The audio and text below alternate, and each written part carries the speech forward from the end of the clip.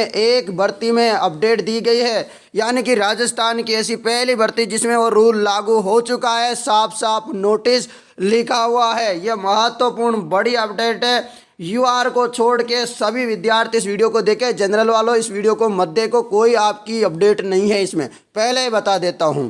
ठीक है, चलिए आप लोगों को अब अपडेट बताता हूँ, महत्वपूर्ण है। ये रही दोस्तों महत्वपूर्ण अपडेट आपके लिए। राजस्थान कर्मचारी चयन बोर्ड ने नोटिस जारी किया है, यानी कि नई भर्ती जो आई है आपकी JN की, इसमें यहाँ पर नया रूल लागू कर दिया गया है। तो ये 17/1/2022 को जो है नोटिस जारी हुआ था भर्ती का, उसमें यह रूल लागू है। ये JN की भर्ती अभी नई नई आई है 1092 पदों पे, इसी में ये रूल लागू किया गया है। आप नीचे स्क्रॉल करोगे, थोड़ा और नीचे चलोगे, आपको ये अपडेट मिल जाएगी। चलिए कहाँ पर ये अपडेट, पूरी अपडेट आपको बताता हूँ इसके बारे में। पूरी जानकारी आपके लिए आने वाले समय में सभी भर्तियों में लागू होगा। पिछली भर्तियों के लिए कोई दिक्कत नहीं है, पिछली भर्तियों वाले विद्यार्थी डरे नहीं इस रूल से। ये नई भर्तियों में लागू होगा नया रूल, जो कि आपके लिए ज़रूरी है। इस रूल को ध्यान में रख के आप जो है काम करें आगे भविष्य में। जो भी फॉर्म भरे वो इस रूल के अनुसार फॉर्म भरे। चलिए आप लोगों के लिए ये रहा अपडेट। प्रमाण पत्रों का सत्यापन क्या लिखा हुआ है देखिए, ध्यान से पढ़िए भाइयों बहनों, सभी को निवेदन है कि यहाँ पर ध्यान से पढ़ें आप इस चीज़ को। प्रमाण पत्रों का सत्यापन लिखा हुआ है, आवेदन को वर्ग यानी कि अनुसूचित जाति, अनुसूचित जनजाति, अन्य पिछड़ा वर्ग, अति पिछड़ा वर्ग, आर्थिक रूप से कमजोर वर्ग का लाभ तभी देय होगा जबकि आवेदक का उक्त प्रमाण पत्र इस भर्ती की आवेदन करने की अंतिम तिथि तक, यानी कि इसकी लास्ट डेट जैसे 19 फरवरी है तो 19 फरवरी से पहले 19 फरवरी तक का हो या इससे पूर्व का समकक्ष प्राधिकारी द्वारा जारी किया गया हो आपका जाति प्रमाण पत्र, तभी मान्य होगा। ये जानकारी इम्पोर्टेंट है।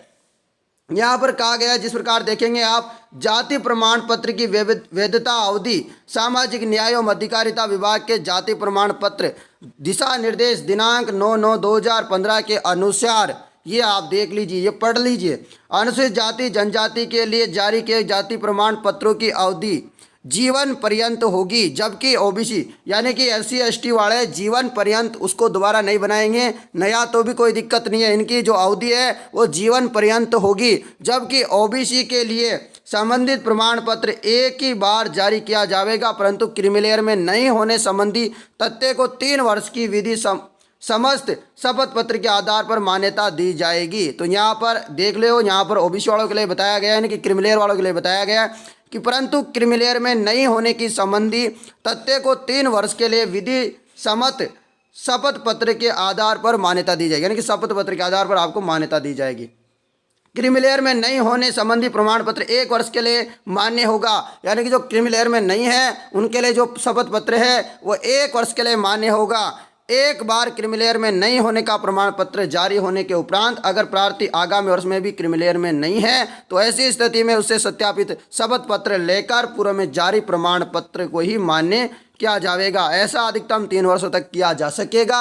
ये महत्वपूर्ण अपडेट है। अगली अपडेट है आप लोगों के लिए यहाँ पर, सामाजिक न्याय एवं अधिकारिता विभाग के परिपत्र दिनांक 21/6/2019 के अनुसार अति पिछड़ा वर्ग में वर्णित जातियों को अन्य पिछड़ा वर्ग की जातियों प्रमाण पत्र के आधार पर ही अति पिछड़ा वर्ग का लाभ भी देय होगा।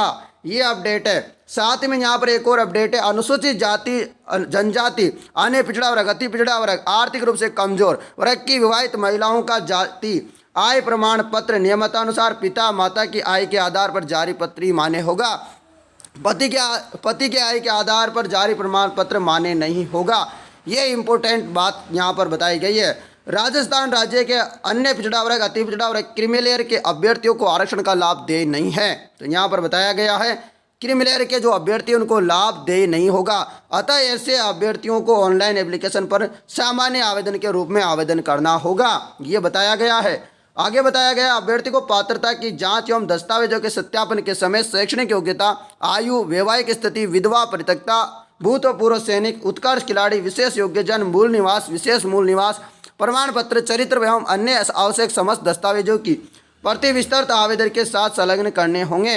अभ्यर्थियों को पात्र की जांच के समस्त मूल दस्तावेज प्रस्तुत करने होंगे। तो ये महत्वपूर्ण अपडेट थी आप लोगों के लिए जो बताई गई है। जरूरी सूचना थी, मैंने आप लोगों को बता दी है। आशा करता हूं आप लोगों को ये इंपॉर्टेंट जो सूचना थी, राजस्थान की पहली भर्ती में जो है रूल नया लागू किया है, ये सारा रूल आपको मैंने समझा दिया है। आशा करता हूं आप सभी लोगों को पसंद आया होगा। पसंद आया तो इस वीडियो को जरूर अपने मित्रों तक जरूर पहुंचाएं, ताकि उनका भी जो है आगे वो आने वाली भर्तियों में फ़ायदा हो सके। वो अभी जो है प्रमाण पत्र नहीं बनवा रखे हैं तो प्रमाण पत्र बनवा लें। धन्यवाद।